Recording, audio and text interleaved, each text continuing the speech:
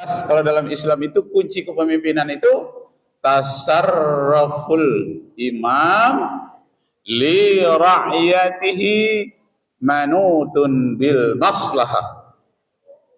Kebijaksanaan seorang pemimpin di suatu negara berorientasi kepada masyarakatnya yang paling lemah, orang-orang miskin. Jadi kalau katanya kita di Indonesia ini, Pak, orang Indonesia, iya.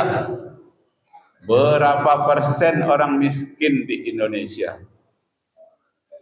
Yang masyarakat lemah.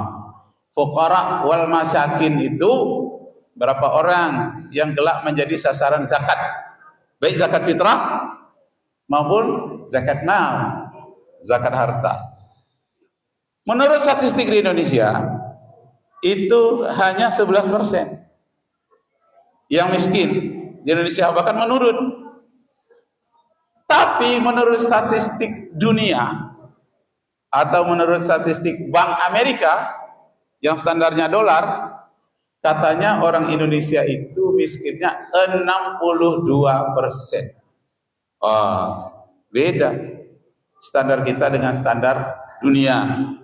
Berapa? Jadi kalau 60% lebih yang miskin di Indonesia ini, berarti kalau lewat 10 orang di jalan itu, 6 diantaranya miskin. 4 orang saja yang tidak miskin. Tidak miskin itu belum tentu kaya ya. Nah, tapi dia 6 tadi di bawah garis kemiskinan. Kenapa? Pengangguran semakin banyak, PHK semakin banyak, akhirnya kemiskinan semakin banyak. Nah, bagaimana kita mendapatkan pemimpin yang berkualitas? Dari generasi muda, pembinaan generasi muda. Generasi muda dibina oleh para guru. Sehingga pemimpin di Jepang ketika dijatuhkan bom atom di Hiroshima dan Nagasaki, tak pernah Kaisar Hirohito menyatakan berapa jenderal kita yang tewas, enggak ditanya. Berapa pesawat kita yang rontok, enggak ditanya. Berapa kapal selam kita yang kena torpedo, tak ditanyakan. Apa yang ditanyakan?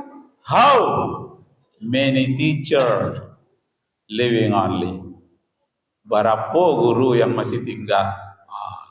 Tinggal berapa lagi guru-guru untuk membina generasi mudanya untuk jadi pemimpin, untuk menjadi guru, untuk menjadi ahli teknik? Berapa yang tinggal lagi? Akhirnya dikumpulkanlah guru-guru teknik, guru-guru sosial, guru-guru IPA dikumpulkan. Maka dalam waktu singkat, dia tidak lama setelah negaranya hancur, dia bangkit kembali dalam waktu cepat. Kenapa? Bagusnya pembinaan generasi mudanya, dan bagusnya pembinanya siapa? Guru-guru. Pemimpin terhormat, saya selama 22 tahun pekerjaan saya itu menatar pengawas dan guru-guru se-Indonesia. Wah, tempatnya kadang-kadang di Kalimantan, kadang-kadang di Bandung. Jadi saya perwakilan Jakarta untuk Riau. Nah, waktu itu saya dapat kisah tentang guru bantu. Ini nih, mereka yang ada di daerah-daerah, apa katanya? Pak, sudah dengar kisah gajah menangis di Thailand? Gajah putih? Enggak, kenapa? Ada lomba membuat gajah putih menangis. Pemenangnya pawang dari Indonesia. Maka bertanyalah pawang dari India, pawang dari Thailand, apa rahasianya? Kok mampu membuat gajah putih di Thailand itu menangis terisak-isak, dengan juri-jurinya sekaligus ikut nangis. Saking sahdunya menangisnya itu, terharu. Kata pawang Indonesia, ini rahasia, tak boleh disebarkan. Iya, rahasia tidak akan kami sebarkan, kan kita antara pawang-pawang yang masuk final saja. Coba ceritakan kepada kami, mengapa gajah putih itu kok mampu menangis? Kamu buatkan. Katanya, sedikit aja rahasianya. Apa dia? Aku bisikkan sesuatu ke telinga Gajah Putih itu. Oh, Bapak pawang Indonesia? Iya. Nah, apa yang Bapak bisikkan ke telinga Gajah Putih itu? Aku bisikkan saja ke telinganya tentang nasib guru-guru honor di Indonesia. Langsung gajahnya menangis. Sedih katanya, nasib guru-guru honor di Indonesia dikasih 300.000 sebulan. Kadang-kadang itu 3 bulan nggak menerima. Diceritakan kepada Gajah Putih itu nangis nih. Mungkin orang ini bermaksud bikin humor, mungkin sampaikan kepada kami. Tapi ada pesannya. Ada pesan moral. Jangan ceritanya kayak anak TK, cerita gajahnya itu yang dia bayangkan. Kalau kita yang mendengarnya, pesan moral di sebalik bisikan Gajah Putih itu. Apa pesan moralnya? Orang Indonesia paling tidak menghormati guru. Itu pesannya. Orang Jepang paling menghormati guru. Dialah pembina generasi muda.